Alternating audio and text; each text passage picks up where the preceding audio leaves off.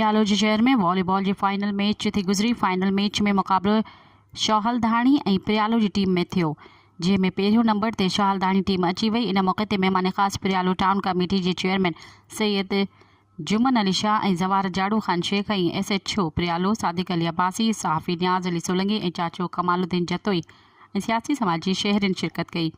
Volleyball रांदि सां चाह रखंदड़ माण्हू वॾा अंग में शिरकत कंदा आहिनि।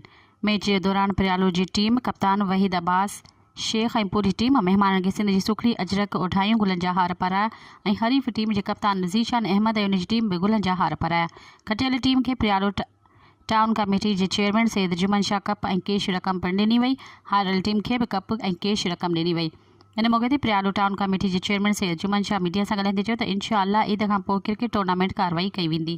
मज़ीद ख़बरनि ऐं तफ़सीलात लाइ विज़िट कयो असांजी वेबसाइट www.awamiNewsHD.com ऐं ॾिसंदा रहो अवामी न्यूज़ HD।